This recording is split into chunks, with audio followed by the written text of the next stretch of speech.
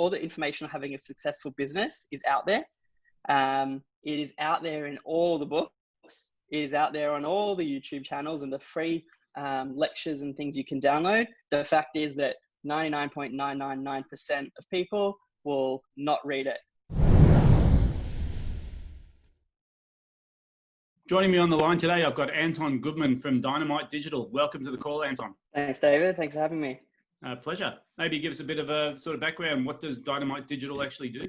Yeah, so we're a full service digital marketing agency. So our primary focus is lead generation, driving traffic, new traffic to businesses.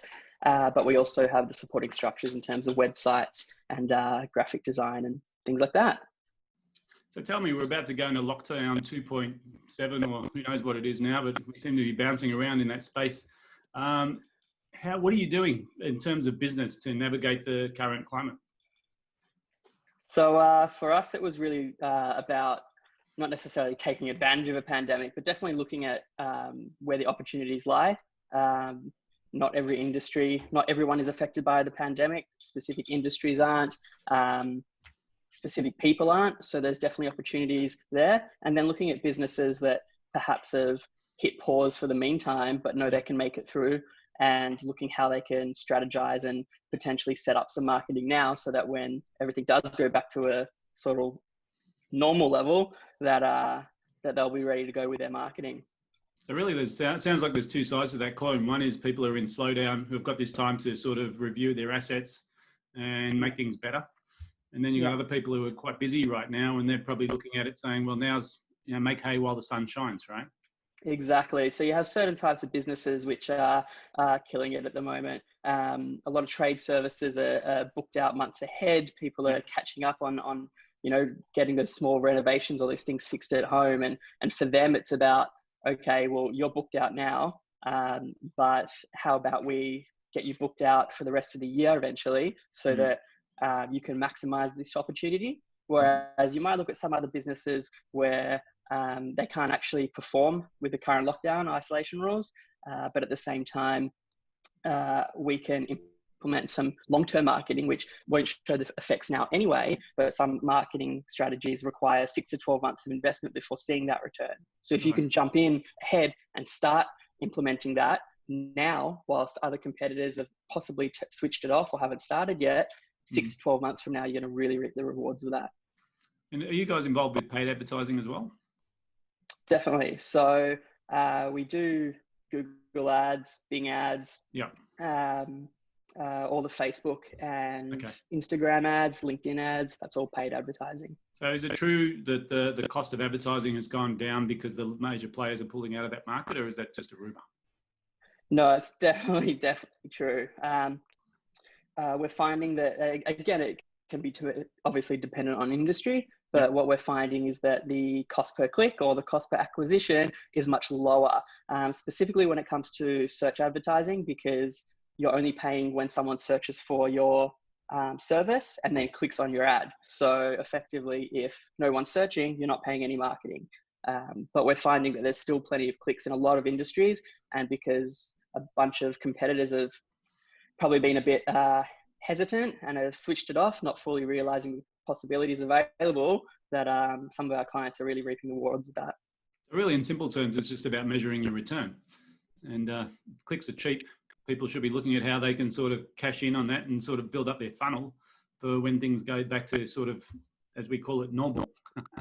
Exactly. And so for clients of ours that are, for instance, getting roughly 500 clicks to their website per month due to their budget, they now might be getting 600-700 clicks, and we're seeing in some cases that they're not just getting the same returns, they're actually getting even better returns. So there's definitely some arbitrage around. Yeah, fantastic. So let me ask you, what are your priorities in your business right now? Coming into this epidemic the first time around, it was definitely about maintaining our current clients and keeping them happy. Something we always pride ourselves on, and from a business perspective, it makes sense as well.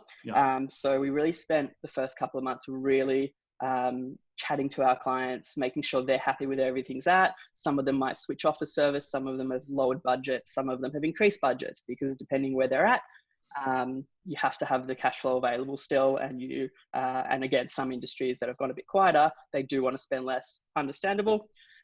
So we prioritize them. The second time around, it's really been about when we onboard clients, making sure that we're the right fit for them, and also that they're making the most business savvy decision. I guess because we don't do lock-in contracts, everything for us is month to month. Yeah. We want them to flourish just as much as they do. So ensuring that they've got the best strategy in place. Right. So it's really about sort of onboarding in the appropriate manner and making sure you bring the right clients on board. Exactly. So tell me, we've gone through quite a lot of ups and downs. What personal lessons have you taken out of this Corona thing? Yeah, personally, there's probably two things that stand out to me. One of them is finding that work-life balance. It's very different when you're, one, working from home, and two, business is quite different. For me, I came into isolation 101 or whatever you want to call the first round. And I went from working 14 hours a day to realizing, no, don't need to do this, and spending a whole day watching Netflix. So you sort of have that procrastination and you have that can't switch off. And it's been a really worthwhile lesson in time management to allow myself to have the downtime, whether that's spending it with family or chatting to friends or exercise or walking the dog, and not feeling guilty in that space. And then at the same time, sitting down with work and feeling productive, so that if we've fulfilled all our clients' needs and I'm not looking at one specific project, I can start to plan ahead and not feeling stressed about planning ahead because we don't know when this is ending. It means I can do it in a more relaxed manner. And I think that's actually been really beneficial to my work. The second one is I did a bit of work on my values and figuring out, looking at my values and seeing how my life reflects on them. And I realized for myself personally that all my values reflect on my long-term goals. And for me, it was actually about how can I have my values reflect in my day-to-day life, rather than just aiming towards the big picture at the end and actually making the most and feeling fulfilled and meaningful each day. And that's been a really big switch for me as well. Yeah, great. So let me ask you on a bigger sort of picture question is, you've been in business for a while. What's the best piece of advice you've ever received?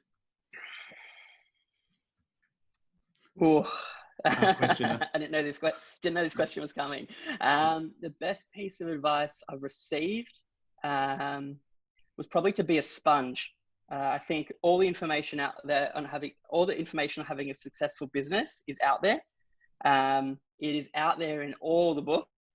It is out there on all the YouTube channels and the free lectures and things you can download. The fact is that 99.999% of people will not read it.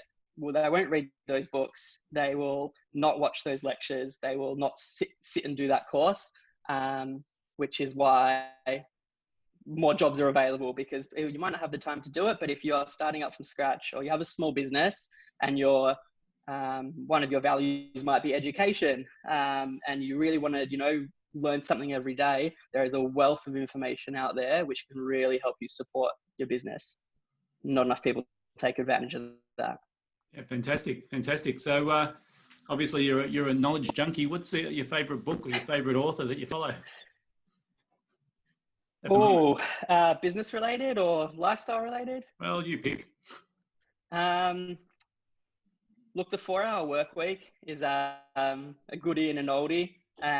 Obviously, I'm not working 4 hours a week and I don't plan to, but it really shows you how to set up structures, really explains the efficiency of setting yourself up for growth so that when you get to that point, you can make the most of it. Yeah. And then on a personal level, it would be a book called Minimalism, which isn't about having 5 pieces of clothing that you only live in. It's more about focusing on what you appreciate more in life, be that growth, passions, giving back. And there's sort of several topics they discuss in there of how to improve your sort of day-to-day life and feel more meaningful and successful. And I feel like that really projects onto my future as well. Yeah, Because I think, well, like, we live in a world full of noise, don't we? And it's quite easy to sort of go down a path that you didn't intend to. Yeah. And Yeah, I think, like, times definitely. like this where people get to slow down and do some self-reflection and some work on themselves, it's really just about eliminating the noise. It's not so much about what should I be doing, it's what I shouldn't be doing. Yep. Interesting Definitely. observation. And just to be able to apply that in different senses. So Yeah. you might have your values, but how can I apply that to today? It's quite easy to say one of my values is looking after my body. So you could say, I'm going to go exercise, easy one to do. But if one of your values is respect, how do you do that? How do you practice that each day when you're stuck inside? That might be, respecting yourself and putting some extra time into your business planning forward so that down the track, you've got more time to spend with family, which might be another value, or giving back to the community, which might be another value. So it's really applying those values and applying what you want to get out of life. Yeah, fantastic. Awesome. Really deep work there. Let me ask you, people in business, you're obviously dealing with people who run business right now. What's the one piece of business advice you'd give to someone in the current environment? Make the most of the opportunity. Again, that might be a business that's hit the pause button. That might be a business that has a lot of potential to thrive in this environment, or it might be a business which has completely had to close its doors and can't run at all and unsure about the future. But make the most of it. If your business is going to succeed on the other side of it, do the planning now. This is where you might be short on money, but you're big on time. So plan. Yeah, and I think you said it before. Make sure you're okay with, you're not feeling guilty about not doing things. So make a decision, because you're right. There's businesses in different places right now. Some are really busy. Some are pretty quiet. Some are closed. Yep. It's just a matter of decide what you're going to do right now, and be okay with it. Yeah. Yeah, and I'll put a little asterisk on that and say, I think this has been a message to the general public, but don't be too hard on yourself. There's some days I'm not productive, and that's okay. What I'll actually do is decide that I'm not being productive. I'm going to go distract myself for an hour, do something that is productive, whether it's go for a walk or binge watch a show for a little bit. And then after that, I can sit down and I feel a bit more refreshed, and I might just aim for an hour of work. But it hasn't been easy on anyone in terms of sitting down and especially when it's not your day-to-day work, when it's forward planning, it can be a struggle, and that's completely okay as well. There's ways around that. Yeah. Fantastic. Look, it's been really great having the conversation. Thank you. Really enjoyed the time. Thanks so much for your time, Anton. Yeah. Thanks for having me. Pleasure. We'll speak soon.